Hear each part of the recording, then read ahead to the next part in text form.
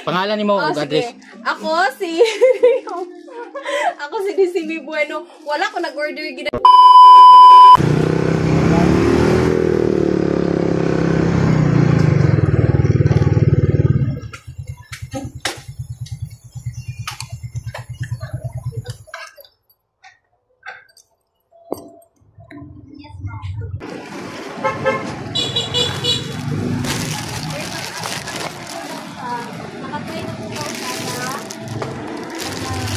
Nasa DC.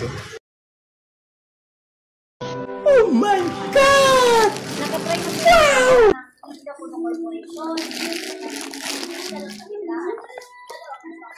Nasa DC mi? Ay ma'am, maliyog ko ma'am. Parcel. Parcel.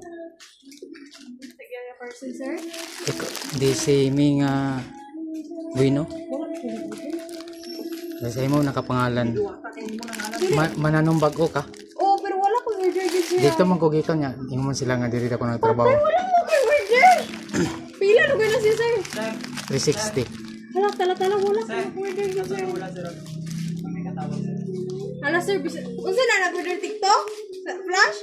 O sa plus ma'am, basin nag-live ka ay nag-live ba niya nakamain ka. Hala, sir, wala minsan ko up sa Flash, sir. Tanaw na, sir.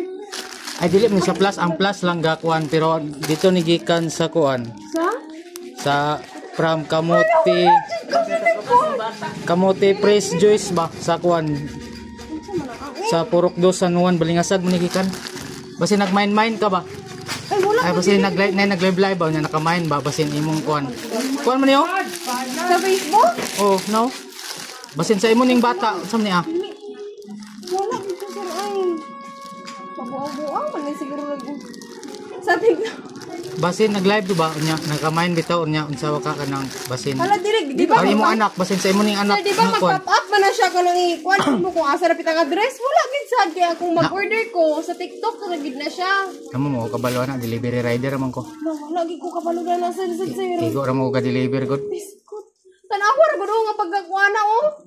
Cash on delivery man gud na nya. Wala ginukuha gid ko ran ha. Makatapal mo dani og dili nimo i-receive. Palapan din mo. Tanawa hingog city mga niyo ko ano. Diba maalik ko sinder mo na? Balik Diba mo sa ma-RTS mo na? O pwede man siya i-kuan ka nang i-cancel pero magkuha og proof sa iya nga i-cancel na niya. lang.